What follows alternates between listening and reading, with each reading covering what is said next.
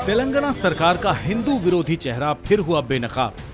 मुसलमानों के साथ नरमी, हिंदुओं के साथ सख्ती क्यों? सबसे पहले इस तस्वीर को देखिए। हिंदू महिलाओं के कंगन, झुमके और मंगलसूत्र तक उतारे जा रहे हैं। इतना ही नहीं, महिलाओं की चूड़ियां तक तोड़ी जा रही हैं। बिना नकाब में जितनी भी महिलाएं और युवतियां वहां आई, उनके साथ सख्ती बरती जा रही है। कंगन, झुमके और मंगलसूत्र उतारने पर एंट्री मिल रही है। अब आपको दिखाते हैं दूसरी तस्वीर। नकाब में पहुंची महिलाओं से कोई रोक टोक नहीं। चेहरा दिखाने की बात तो छोड़ दीजिए, एडमिट कार्ड की भी चेकिंग नहीं हुई, सीधे एंट्री मिल रही। मामला तेलंगाना के आदिलाबाद के विद्यार्थी जूनियर एंड डिग्री कॉलेज का है। एग्जामिनेशन सेंटर में प्रवेश के लिए हिंदू महिलाओं से मंगलसूत्र उतारने के लिए कहा गया, जबकि मुस्लिम महिलाओं का बुर्का पहनकर परीक्षा केंद्र में जाने की अनुमति मिल गई। बीजेपी नेता प्रीति गांधी ने ये वीडियो शेयर करते हुए सवाल किया कि परीक्षा केंद्र में बुर्के की अनुमति है, लेकिन झुमके, चूड़ियां और पायल को हटवाया जा रहा है। तेलंगाना के आदिलाबाद से एक नया मामला सामने आया है, जिसमें एक एग्जाम सेंटर में हिंदू महिला को परीक्षा देने के लिए रोका गया क्योंकि वो मंगलसूत्र पहनी थी, जबकि मुस्लिम महिला बुर्का पहनी थी, उसे जाने की अनुमति दी गई। और इस विषय पर हमारे साथ बात करने के लिए मौजूद है विश्व हिंदू परिषद के राष्ट्रीय प्रवक्ता विनोद बंसल।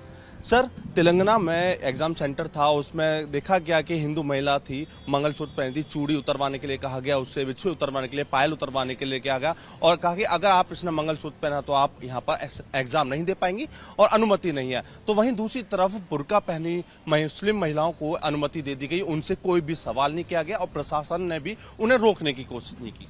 बिल्कुल, ये सिर्फ एक सेंटर पर नहीं, कई सेंटरों पर हुआ है। मैंने वहाँ की रिपोर्ट मंगाई है पूरी, और उसमें मैंने कल ही ट्वीट करके ये कहा था कि आखिरकार ये हिंदू फोबिया का असर है या मुस्लिम तुष्टीकरण की नीति का हद है, ये सरकार को बताना पड़ेगा।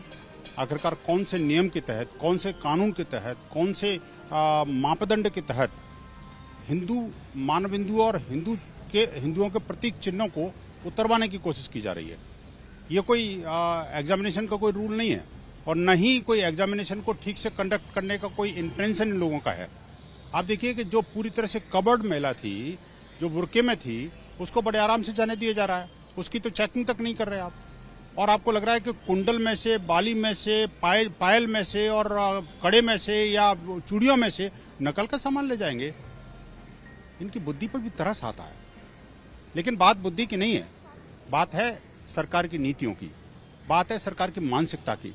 जिस तरह से लगातार हिंदू द्रोही चेहरा सरकार का सामने आ रहा है, जिस प्रकार से उन्होंने मुल्ले मौलवियों की तनख्वाह बढ़ाई है, जिस तरह से जो धर्मांतरण की गतिविधियां राज्य के अंदर बेतहाशा बढ़ी हैं, और जब से ये जो भड़काऊ भाईजान की जो का वर्चस्व सरकार के अंदर बढ़ा है, तब से लेकर के हिंदुओं का वहां पर जीना दूभर हो गया है। आपको याद होगा पिछले दिनों जो सरतन से जुदा के नारे लगे थे, बड़े आम नारे लगे थे और हिंसा की बड़ा नंगा तांडव हुआ था, लेकिन उनके विरुद्ध कोई कार्रवाई नहीं हुई।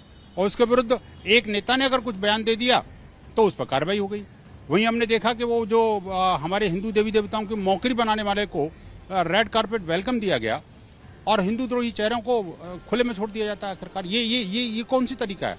विरोध करने के बावजूद भी उसको रेड कारपेट वेलकम देना और इस तरह से हिंदू बहन बेटियों के जो मंगल के सूत्र हैं, या ये कहे कि जो उनके पहचान के जो चिन्ह हैं, उनको उतरवा करके आप क्या कहना चाहते हैं? मैंने सारा वहां से डिटेल मंगवाई है। उस डिटेल में जो उनकी पब्लिक सर्विस कमीशन की जो एग्जामिनेशन के जो रूल्स हैं, उस रूल्स को पूरा एक एक डिटेल में पढ़ा है। उसमें कहीं कंगन का जिक्र नहीं है, कहीं कांटे का जिक्र नहीं है, कहीं ईयरिंग का जिक्र नहीं है, कहीं पायल का जिक्र नहीं है, लेकिन उन सबको मंगलसूत्र का कोई जिक्र नहीं है। उन सबको उतरवा लो और बुर्के में पूरा कैद होकर के आप अंदर क्या छुपा के ले जा रहा हो, that is all welcome. What type of secularism we are playing it, that is very, मैं कहूंगा कि सरकार की जो हिंदू द्रोही मानसिकता है, जो मुस्लिम तुष्टीकरण की जो मानसिकता है, उसकी पूरी तरह से कलई खुल चुकी है। अब सरकार को जो है इस बारे में जवाब देना चाहिए और हिंदू समाज में चुप नहीं बैठेगा।